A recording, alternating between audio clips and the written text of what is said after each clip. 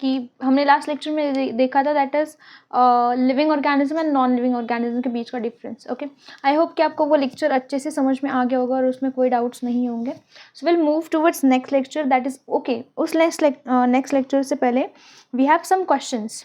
Okay, there are 4 to 5 questions given in NCERT, जिसका मैं आपको ब्रीफली आंसर दे देती हूँ, and then after that we could literally start to the introduction of हमारा life process. Okay, basically आज हम देखने वाले मूवमेंट वाला topic, that is given in NCERT, that 2 paragraphs in NCERT.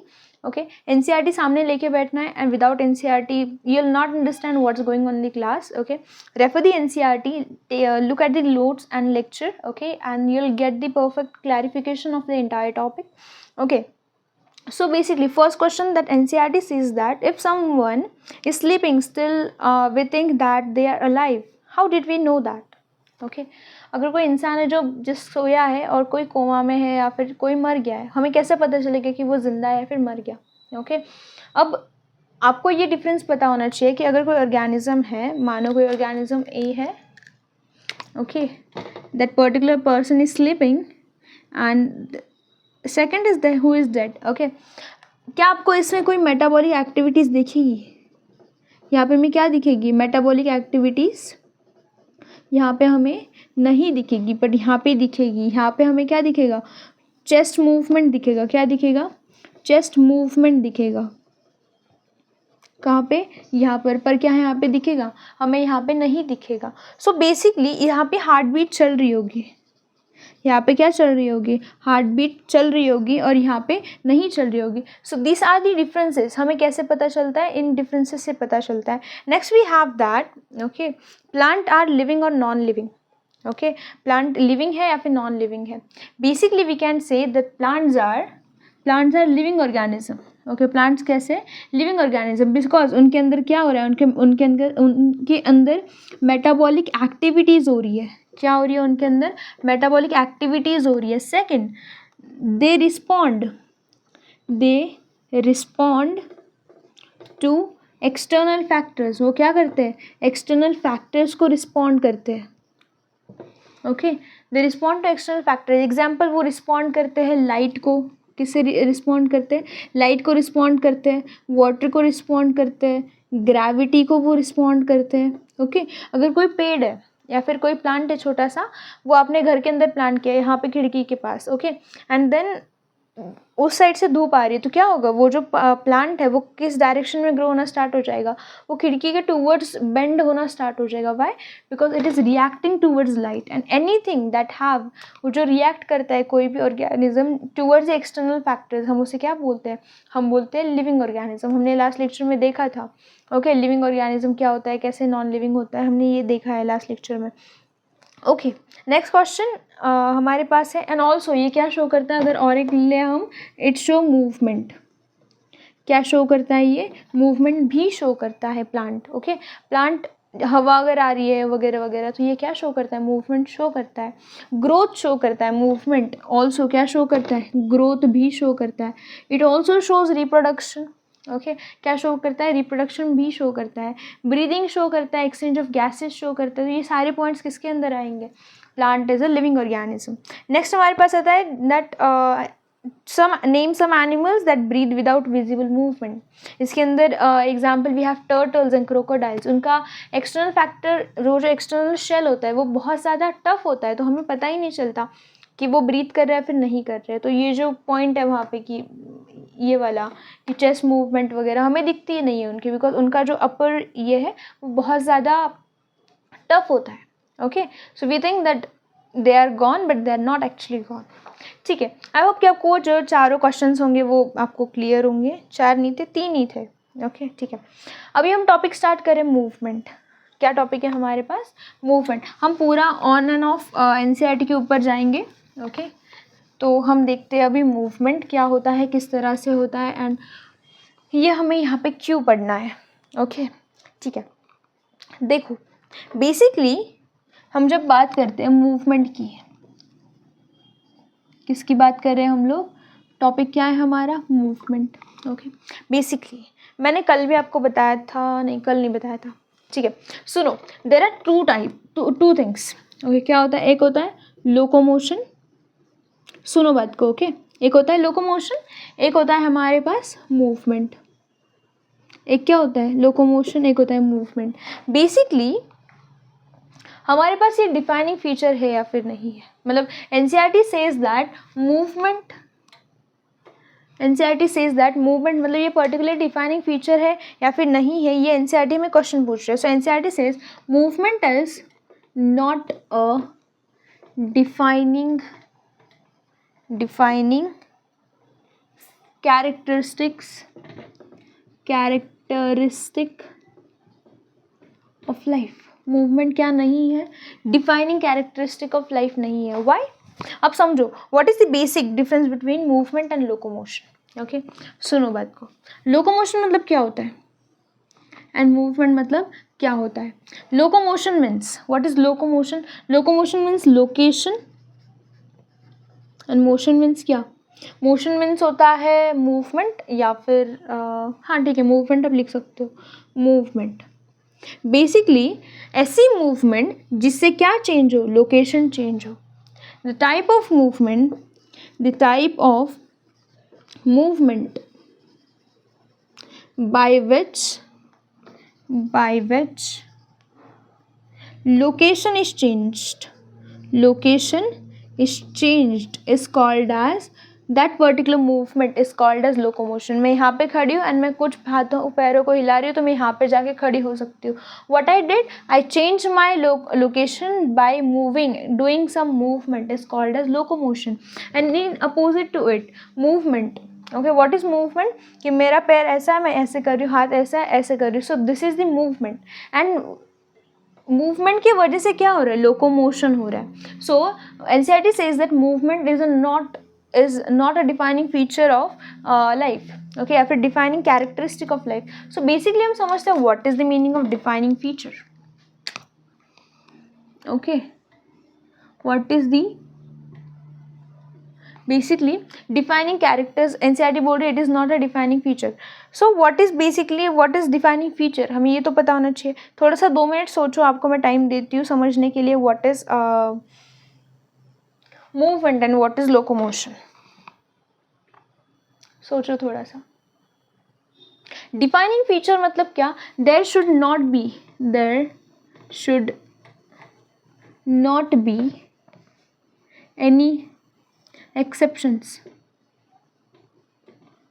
मतलब एक्सेप्शंस नहीं होने चाहिए, तब जाके हम उसे क्या बोलते हैं, डिफाइनिंग फीचर बोलते हैं। इसका सिंपल एग्जांपल मैं आपको देती हूँ।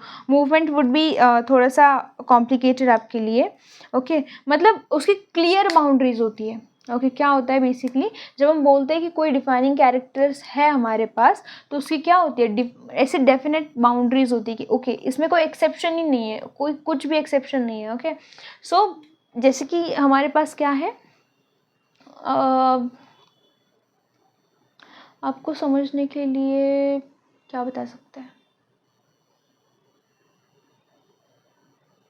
ग्रोथ नहीं बता सकते, रिप्रोडक्शन नहीं,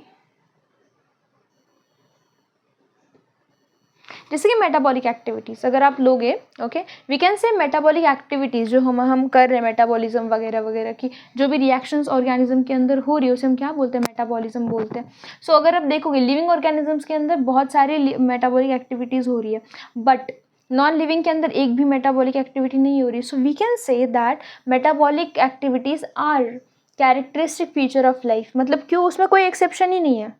ऐसा कोई नॉन लिविंग ऑर्गेनिज्म है जिसमें मेटाबॉलिक एक्टिविटी हो रही है, कोई केमिकल रिलीज हो रहा होगा या फिर ऐसे बन रहा होगा, synthesis, protein synthesis, DNA synthesis हो रहा है, नहीं, वहाँ पे कोई एक्सेप्शन ही नहीं है। सो दैट इज़ वो क्या है, वो वहाँ पे डिफाइनिंग फीचर है। बट इसके अपोजिट में अगर आप देखोगे movement is not a defining characteristic of life. मतलब ऐसा नहीं बोल सकते आप कि अगर मूवमेंट हो रहा है तो ही ऑर्गेनिज्म जिंदा है, राइट। मतलब अगर मेरा हाथ ऐसा है, अगर ऐसा हो रहा है तो मैं जिंदा, अगर हाथ नहीं हो रहा होगा तो फिर मैं मर गई, ऐसा नहीं बोल सकते, राइट। मतलब अगर कोई ऑर्गेनिज्म मूवमेंट नहीं भी शो कर रहा है, जैसे कि example coma patient, okay, coma patient क्या कोई मूवमेंट शो करता है? नहीं शो करता बिल्कुल भी। लाइक अगर लास्ट स्टेज पे हो तो वो शो भी नहीं करता, थोड़ी सी मूवमेंट उसकी चलती है बट नेग्लिजिबल होता है, right. So we can say that अगर कोई इंसान या फिर कोई ऑर्गेनिज्म मूवमेंट नहीं शो कर रहा, इसका मतलब ये नहीं होता कि वो जिंदा नहीं है। Movement is not a defining characteristic of life, okay अब ये क्यों पढ़ रहे हैं, बिकॉज हमें मेटाबॉलिज्म पढ़ना है हमें, एंड मेटाबॉलिज्म में क्या होता है, मेटाबॉलिज्म इज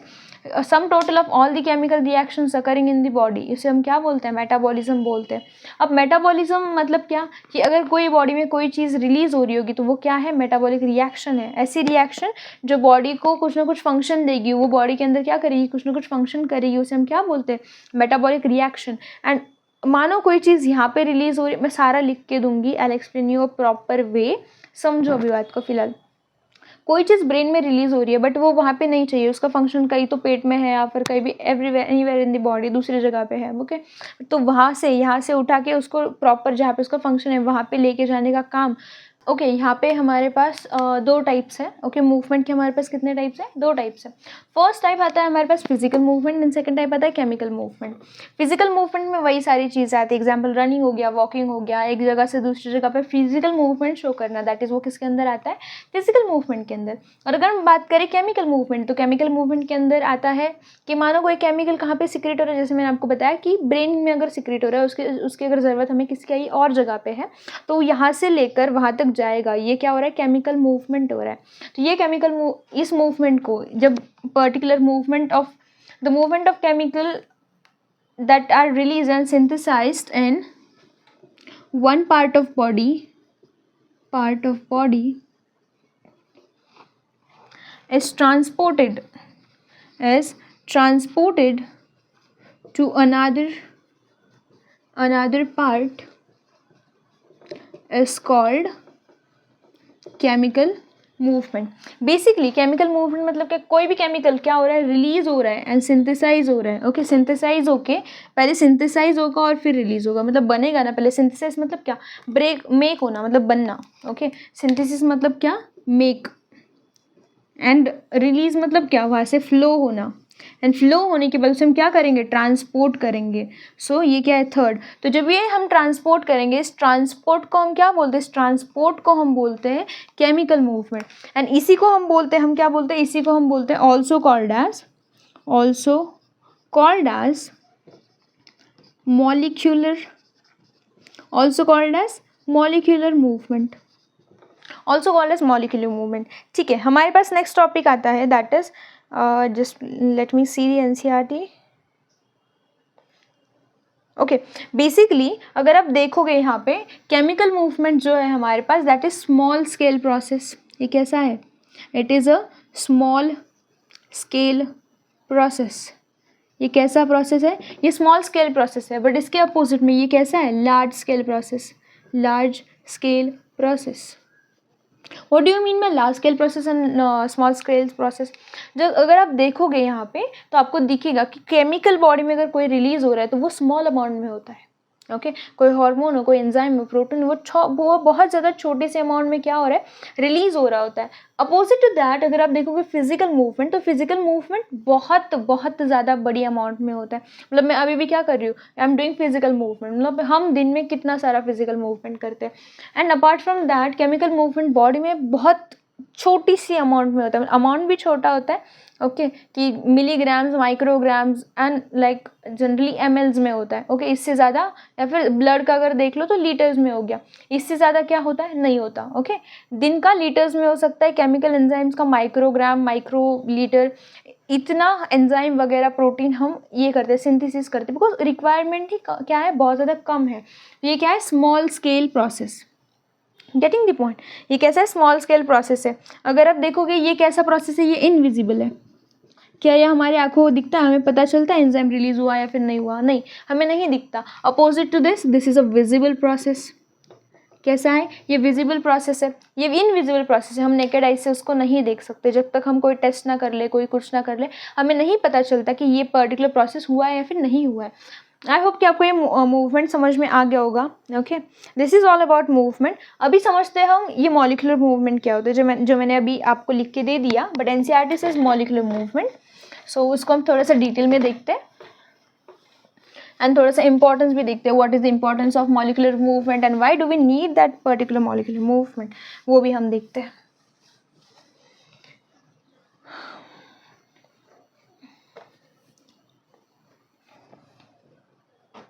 ठीक है, अब समझो बात को।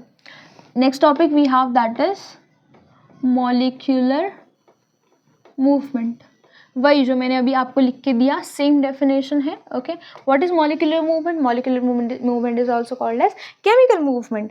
एंड द मूवमेंट, ठीक है, डेफिनेशन लिखते हैं हम सबसे पहले, then I make you understand the definition.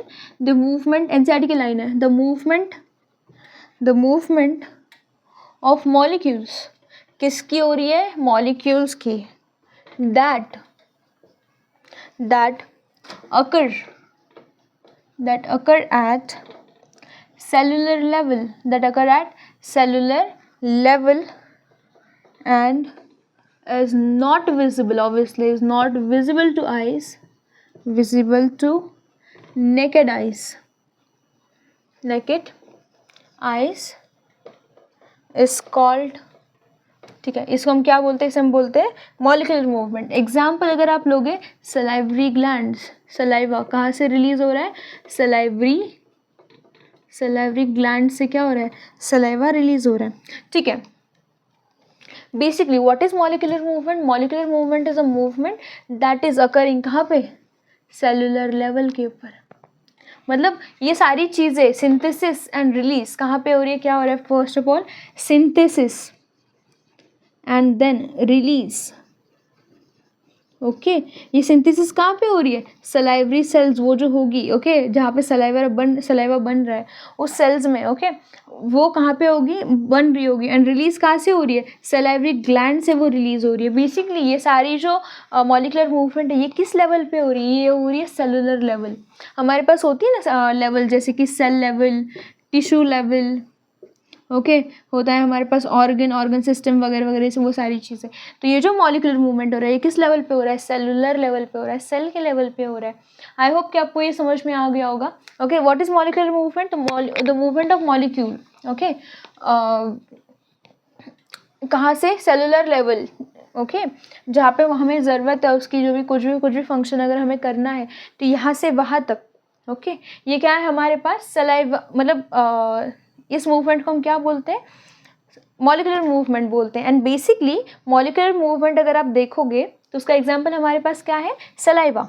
Basically molecular movement के अंदर वो मॉलिक्यूल, सलाइवा क्या है? Saliva is a molecule that is released in mouth. Molecule है, ओके, जो कहाँ पे रिलीज हो रहा है? माउथ के अंदर रिलीज हो रहा है. And it have some function, but उसको रिलीज कौन कर रहा है? ग्लैंड रिलीज कर रहा है. ओके, कैसा ग्लैंड है? एक्सोक्राइन, एंडोक्राइन, ढूंढ लेना एक बार. Okay, so okay, I hope आपको ये समझ में आ गया होगा. मॉलिक्यूलर मूवमेंट को अगर देखोगे तो why molecular movement is important? Why importance? What is the importance of molecular movement? हमें मॉलिक्यूलर मूवमेंट क्यों चाहिए? Okay, so why do we need molecular movement basically? मतलब आपको क्या लगता है कि अगर मॉलिक्यूलर मूवमेंट हमारे बॉडी के अंदर नहीं हुई तो क्या हो जाएगा? मतलब ऐसा क्या हो जाएगा बहुत बड़ी चीज़ कि अगर मॉलिक्यूलर मूवमेंट किसी ऑर्गेनिज्म के अंदर नहीं हुई तो it could affect it lot. Why it is necessary? पहले तो ये बताओ, क्या इम्पॉर्टेंट है या फिर नहीं है? ऑब्वियसली मैम इंपॉर्टेंट है, बिकॉज अगर मॉलिक्यूलर मूवमेंट नहीं होगी तो बहुत सारी चीज़ें जो बॉडी के अंदर सही से नहीं चलेगी. ओके, अगर ब्लड ही नहीं फ्लो किया, blood is also a molecule, अगर वही नहीं फ्लो किया तो बाकी सारी चीज़ें होगी क्या? नहीं. अगर सही टाइम पे एंजाइम वगैरह रिलीज़ नहीं हो तो क्या फंक्शन करेंगी बॉडी? नहीं करेगी. अगर जब खाना जा रहा है, HCl अगर रिलीज़ नहीं हुआ, HCl इज ऑल्सो मॉलिक्यूल, अगर वो रिलीज़ नहीं हुआ तो हमारे बॉडी में डाइजेशन नहीं होगा, अगर डाइजेशन नहीं हो तो हम खाना नहीं, मतलब पूरा प्रोसेस ही नहीं होगा, एनर्जी प्रोडक्शन ही नहीं होगा. So why it is important? Basically it is important for first transport of molecule. Obviously अगर ट्रांसपोर्ट ऑफ मॉलिक्यूल होना चाहिए. Second, repair and maintenance. मानो आपको चोट लगी है, एंड चोट जब लगती है तो उसके अंदर सबसे बड़ा रोल किसका आता है? प्लेटलेट्स. सेल जो होती है प्लेटलेट्स नाम की, वो आती है वहाँ पर, एंड दैट वो हील करती है. अगर वो प्लेटलेट्स वहाँ पे, वो जो पर्टिकुलर मॉलिक्यूल है, थ्रोम्बोकाइनिन वगैरह वगैरह, वो सारी चीज़ें अगर वहाँ पे रिलीज़ नहीं हुई, अगर वो मॉलिक्यूल वहाँ पे नहीं आए तो क्या वो चोट कभी हील होगी? नहीं होगी. तो अगर हम चाहते हैं कि कोई डैमेज है बॉडी के अंदर वो हील हो जाए, ओके, तो वहाँ पे पर्टिकुलर जो भी नीडेड मॉलिक्यूल्स होंगे उनका आना वहाँ पे क्या है? ज़रूरी है. और अगर आना ज़रूरी है तो वो कैसे आएगी? वो आएगी मॉलिक्यूलर मूवमेंट के थ्रू. आई होप कि आपको ये पॉइंट समझ में आ रहा होगा. थर्ड अगर आप देखोगे ट्रांसलोकेशन या फिर ट्रांसपोर्ट, या फिर इसी को हम क्या बोलते हैं, ट्रांसलोकेशन ऑफ फूड। ऑब्वियसली जो मैंने आपको बताया, अगर हम चाहते हैं फूड डाइजेस्ट हो जाए, ट्रांसलोकेट हो जाए, यहाँ से खाना यहाँ पर चले जाए, तो क्या होना ज़रूरी है, मॉलिक्यूलर मूवमेंट होना ज़रूरी है। अगर वहाँ पे सलाइवा ही नहीं रिलीज़ हुआ, सलाइवा नहीं रिलीज़ हुआ तो ब्रेक डाउन होगा क्या, ब्रेक डाउन अगर नहीं हुआ तो वो ठीक से काम करेगा क्या, नहीं। ट्रांसलोकेशन, ट्रांसपोर्ट होना ज़रूरी है। ओके, फॉर क्यों। नेक्स्ट हमारे पास है फॉर एनर्जी। हमें क्या चाहिए, एनर्जी भी तो चाहिए, एनर्जी बनानी भी, और जो एनर्जी बनी है उसको भी तो लेके आना है जहाँ पे ज़रूरत है। ओके, माइटोकॉन्ड्रिया में एटीपी यूज़ हो रहा है, एंड वो एटीपी यूज़ हो रहा है, बट उसके लिए बहुत सारे मॉलिक्यूल्स है, वो एटीपी बनने के लिए भी, और बेसिकली जो एटीपी बनी है उसको यूटिलाइज करने के लिए हमें बहुत सारी मॉलिक्यूल्स की नीड होती है। तो वो मॉलिक्यूल जब तक वहाँ पे नहीं पहुँचेंगे तो ये फंक्शन होगा क्या, नहीं। सो बॉडी के हर एक फंक्शन के लिए हमें क्या चाहिए होता है, हमें चाहिए होता है मॉलिक्यूल, हमें चाहिए होता है basically molecular movement. Okay, molecular तो क्या होगा, मॉलिक्यूलर मूवमेंट भी होगा। ओके, सो हम ये लिख सकते हैं that all living organism, basically हमने अभी क्या लिखा था, अभी हमने एक स्टेटमेंट लिखा था थोड़ी देर पहले, that movement is not a defining feature, not a defining feature, because why, okay, there are some organism जो फिजिकल मूवमेंट नहीं शो करते। हमने दो टाइप ऑफ मूवमेंट देखे ना, physical and chemical.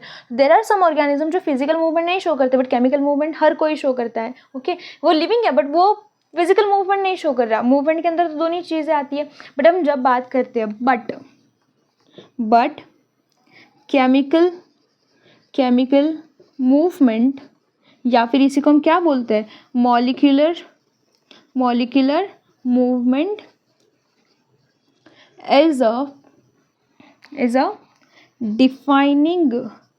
is a defining feature। वो क्या है हमारे पास, वो डिफाइनिंग फीचर है हमारे पास, बिकॉज ऐसा कोई भी ऑर्गेनिज्म नहीं है लिविंग जिसके अंदर मॉलिक्यूलर मूवमेंट ना हो रहा हो, या फिर ऐसा कोई भी नॉन लिविंग ऑर्गेनिज्म नहीं है जिसके अंदर मॉलिक्यूलर मूवमेंट हो रहा हो। सही है, तो अगर कोई एक्सेप्शन ही नहीं है, मतलब वो डिफाइनिंग फीचर बन सकता है। So therefore NCERT says that all living organism show molecular movement. Why, सारे ऑर्गेनिज्म, व्हाई ये हम क्यों लिख रहे हैं, वो डिफाइनिंग फीचर है, बिकॉज ऑल लिविंग ऑर्गेनिज्म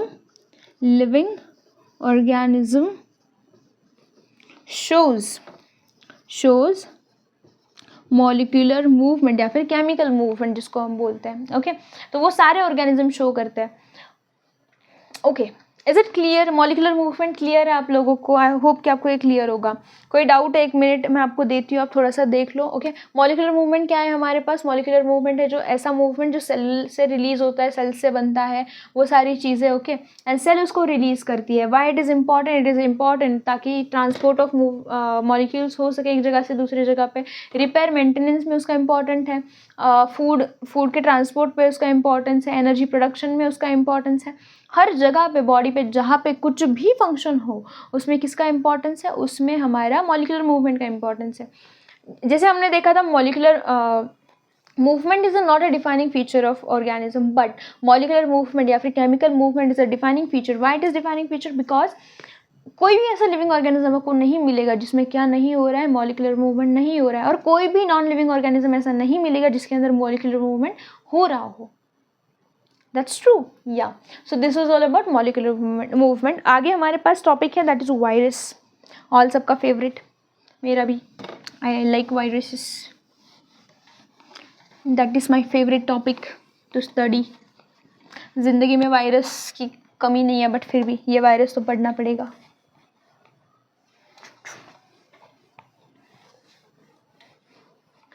ठीक है, वी हैव वायरस। आगे बढ़ते हैं हम वायरस को लेकर। क्या है हमारे पास, वायरस, 3 इडियट्स वाला वायरस नहीं है ये हमारा वायरस है जिसको हम स्टडी करते हैं। So what is virus, first question, what is virus. So first question, virus is a small intracellular parasite. ये क्या है, small intracellular parasite. Second, virus. Okay, basically इसको समझते हैं. What is the meaning of small intracellular parasite? Okay, it is small. Small मतलब क्या?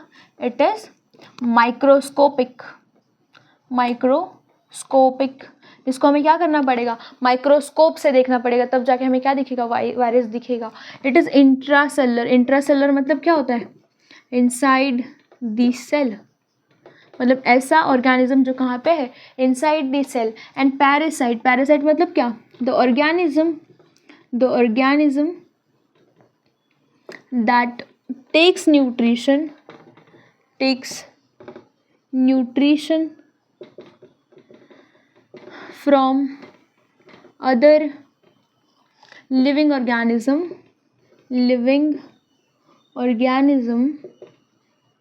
without क्या?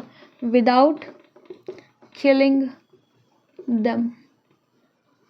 उसे हम क्या बोलते हैं? उसे हम बोलते हैं पैरासाइट. सो बेसिकली स्मॉल मतलब क्या? माइक्रोस्कोपिक. तो वायरस क्या है? वायरस एक ऐसा ऑर्गेनिज्म है जो माइक्रोस्कोप से देखना पड़ता है. वो बहुत छोटा है एंड सेल के अंदर है. वो सेल के अंदर क्या कर रहा है? वो सेल के अंदर बेसिकली न्यूट्रिशन ले रहा है. ओके, वो सेल के अंदर क्या कर रहा है? न्यूट्रिशन ले रहा है लिविंग ऑर्गेनिज्म से, बिना उसे मारे.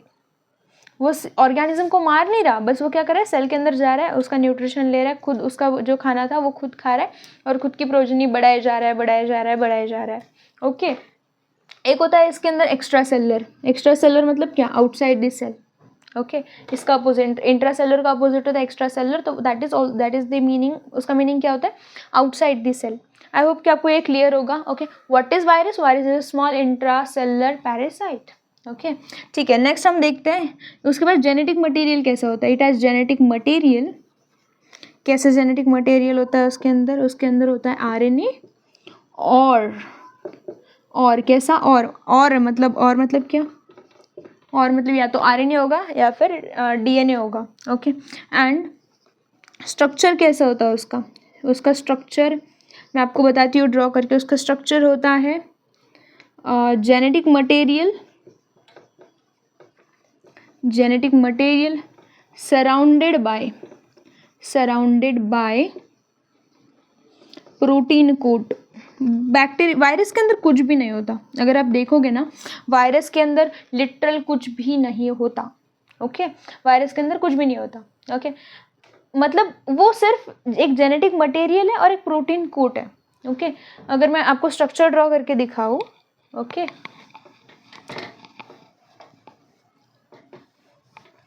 अगर मैं आपको वायरस का स्ट्रक्चर ड्रॉ करके दिखाऊं तो आपको वायरस कुछ ऐसा दिखेगा. ओके, देखो, ये मेरा प्रोटीन कोट है.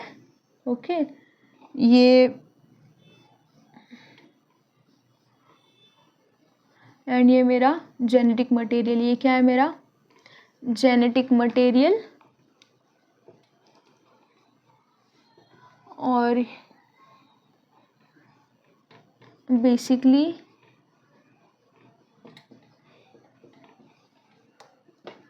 ये मेरा क्या है? ये मेरा प्रोटीन कोट. That's it. यही स्ट्रक्चर है. ओके, यही स्ट्रक्चर. ये पूरा क्या है मेरा? ये जो लेयर है पूरी, ये क्या है? मेरी प्रोटीन कोट है. ओके, एंड ये जो गिवन है हमने, ये जो दिया है, ये क्यों दिए? This is for the attachment. Host में है ना. बेसिकली वायरस कहाँ पे अटैच होगा? किसी भी ऑर्गेनिज्म के ऊपर, जिसको हम क्या बोलते हैं? होस्ट के अंदर रुकेगा. तो होस्ट के अंदर जब है तो ये जो बाहर के स्पाइक्स है, ये इसको हेल्प करते हैं अटैचमेंट के लिए. ओके, ये जो स्पाइक्स हमने दिए, ये क्यों दिए प्रोटीन कोड को? बिकॉज हमें क्या करना है? अटैच करना है. वायरस को कहीं ना कहीं अटैच करके रुकना पड़ेगा. हमें कोई जो भी प्रोसेस करना है, न्यूट्रिशन खाना खाना है, वट जो भी है, उसके लिए उसको क्या करना पड़ेगा? एक जगह पे स्टेबल होना पड़ेगा. तो स्टेबल होने के लिए उसको कहीं ना कहीं चिपकना पड़ेगा. तो वो अटैचमेंट के लिए कौन हेल्प करता है? ये जो बाहर के स्पाइक्स है वो हेल्प करते हैं. ओके, ठीक है. तो this is the structure of virus. उसके अंदर क्या होता है? आरएनए, डीएनए होता है. ओके, जेनेटिक मटेरियल होता है surrounded by protein coat. Okay, so now आते बेसिक क्वेश्चन पे, जिसके लिए मैंने इतना सब कुछ आपको पढ़ाया. वो इसीलिए पढ़ाया, there is a question, virus is a living organism और a non living organism. Virus क्या है? लिविंग है या फिर नॉन लिविंग है? इसीलिए मैंने आपको ये सब चीज़ें पढ़ाई.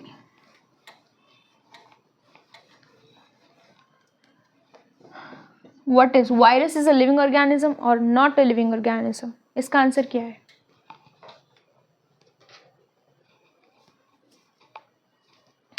इज वायरस लिविंग और virus is non living? Basically virus is living और नॉन लिविंग, ये हमारा बेसिक क्वेश्चन है. ओके, एनसीईआरटी जो पूछती है. So NCERT says that virus is a living और non living. This is unsolved query, unsolved question. Basically this is unsolved question. Okay, हमारे पास कुछ साइंटिस्ट बोलते हैं कि वो लिविंग है, कुछ बोलते हैं नॉन लिविंग है. बट अगर बेसिक आप उसका बिहेवियर देखोगे ना, तो मानो ये मेरा क्या है, कोई भी सेल है, ये क्या है, होस्ट सेल. ओके, और ये वायरस आ रहा है, ये क्या है, मेरा वायरस है. वायरस के अंदर जेनेटिक मटेरियल है. सो वायरस क्या, एक सेकंड में दिखाती हूँ. ये मेरा वायरस है, कोई इसके अंदर क्या है, जेनेटिक मटेरियल है. ओके, ये क्या करेगा, ये इसके अंदर एंटर करेगा. वायरस क्या करेगा, इसके अंदर एंटर करेगा, इसके अंदर उसका ये है. ओके, बेसिकली एंड यहाँ पे क्या होगा, ये जो वायरस है ये अटैच होगा. ओके, ये अटैच हो गया, उसका जेनेटिक मटेरियल उसने उसको दे दिया, एंड वो उसके अंदर जाके, ओके, ये वायरस जो है उसके अंदर जाके लिविंग हो जाएगा. ये बाहर कैसा था, ये बाहर नॉन लिविंग है. बाहर ये कोई भी रिएक्शन नहीं दिखाता. मतलब अगर वायरस यहाँ पे कहीं होगा ना, वो कुछ भी इफेक्ट नहीं शो करेगा. बट जैसे वो होस्ट सेल के अंदर चला जाएगा, ओके, ये इसके अंदर जाते ही क्या हो जाएगा, तुरंत से एक्टिव हो जाएगा. ये इसके अंदर गया, ये क्या हो गया, एक्टिव हो गया. अब एक्टिव हो गया तो ये क्या करेगा, रिप्रोडक्शन स्टार्ट कर देगा. ये क्या करेगा, बेसिकली वायरस क्या करेगा. ओके, इसको मैं रफ करती हूँ. ओके, देखो, अनसॉल्व क्वेश्चन. वाई? बिकॉज इसका आंसर कुछ ऐसा है. इनसाइड होस्ट, रुको पहले आउटसाइड लिखते हैं. आउटसाइड होस्ट पर्टिकुलरली ये ऑर्गेनिज्म, ये जो वायरस है, it shows no molecular movement. वो कोई मॉलिक्यूलर मूवमेंट शो नहीं करता. It show no molecular movement. ये कोई भी मॉलिक्यूलर मूवमेंट शो नहीं करता कभी. ओके, बट मतलब ये कैसा हो गया, अगर मॉलिक्यूलर मूवमेंट कौन से ऑर्गेनिज्म शो नहीं करते, जो नॉन लिविंग ऑर्गेनिज्म होते हैं. मीन्स ये और वायरस कैसा हो गया, नॉन लिविंग. बट ट्विस्ट यहाँ पर है, जैसे वो इनसाइड चला गया, इनसाइड होस्ट, ओके, जैसे वो होस्ट के अंदर चला गया तो वो क्या करेगा, it shows molecular movement. It shows molecular movement. ये क्या शो कर देता है, मॉलिक्यूलर मूवमेंट शो कर देता है. वो जो होस्ट है उसके सेल के ऊपर अटैक कर लेता है, और उसका होस्ट का जो हमारे पास क्या है, प्रोटीन मशीनरी है. प्रोटीन मशीनरी जो है होस्ट का, इस होस्ट के प्रोटीन मशीनरी पे ये क्या कर देता है, ये कर देता है अटैक. ओके, ये वायरस क्या करता है, होस्ट के प्रोटीन मशीनरी पे अटैक कर देता है, एंड खुद के सिंथेसाइज वायरस क्या कर देता है, अटैक कर देता है होस्ट के प्रोटीन मशीनरी के ऊपर. होस्ट की प्रोटीन मशीनरी के ऊपर वायरस क्या कर देता है, अटैक करता है. And virus synthesize own protein जो उसको चाहिए. मतलब होस्ट को जो, मतलब मुझे अगर मेरे बॉडी में अगर वायरस है तो वायरस क्या करेगा, मेरे सेल में होस्ट हो गई, राइट. तो मेरे होस्ट क्या करेगा, मेरे प्रोटीन मशीनरी के सेल के अंदर प्रोटीन मशीनरी होती है, तो प्रोटीन मशीनरी के ऊपर अटैक करेगा. अटैक कर दिया, अब वो ये जो वायरस है क्या कर रहा है, मेरे प्रोटीन जो मुझे चाहिए वो प्रोटीन नहीं बना रहा, वो क्या बना रहा है, जो उसको चाहिए वो केमिकल्स बना रहा है. ओके, मतलब बना रहा है, मतलब क्या हो रहा है, वो मॉलिक्यूलर मूवमेंट शो कर रहा है. अगर मॉलिक्यूलर मूवमेंट शो कर रहा है मतलब क्या हो गया, ये लिविंग हो गया. बाहर तो वो कोई मॉलिक्यूलर मूवमेंट शो नहीं कर रहा था. Because why, because virus do not have protein machinery. Virus do not have own protein machinery.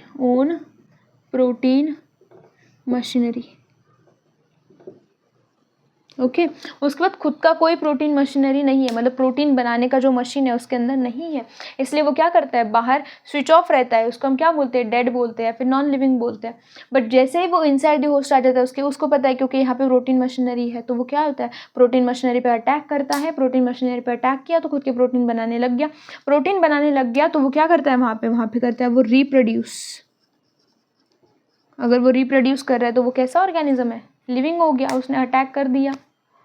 Getting the point? Therefore वो लिविंग है या फिर नॉन लिविंग है, आज तक एक बड़ा सा क्वेश्चन है। Okay, so this was all about virus हमारे पास। ओके ठीक है, इतना ही एनसीईआरटी के अकॉर्डिंग आपको बताना था। ठीक है, सो virus do not show any molecular movement until they just go inside the host. जैसे वो होस्ट के अंदर चले जाते हैं, वो क्या हो जाते हैं? एक्टिवेट हो जाते हैं एंड वो अपना प्रोटीन सिंथेसिस करने लग जाते हैं। So this was all the information about basic introduction जो हमारे पास है about the virus and about the molecular movement. Molecular movement हमें आगे बहुत ज़्यादा काम आने वाला है, बिकॉज हमें डाइजेशन पढ़ना है, रेस्पिरेशन पढ़ना है, तो बहुत सारे मॉलिक्यूल्स का हमें क्या करना है? मॉलिक्यूलर मूवमेंट करना है। आई होप कि आपको ये लेक्चर अच्छा लगा होगा। अगर अच्छा लगा होगा, एक्सप्लेनेटरी अगर आपको लगा होगा, आपको अगर ऐसा लगा होगा कि अच्छा है, ओके एक्सप्लेन अच्छा किया है, तो अगर आपको टॉपिक क्लियर आपका क्लियर हो गया होगा, okay, so please subscribe to the channel, like the video and yes comment me down आपको कैसे लगा, क्या लगा, improvement and all, just let me know. Thank you so much for watching till the end. See you in the next lecture. Bye.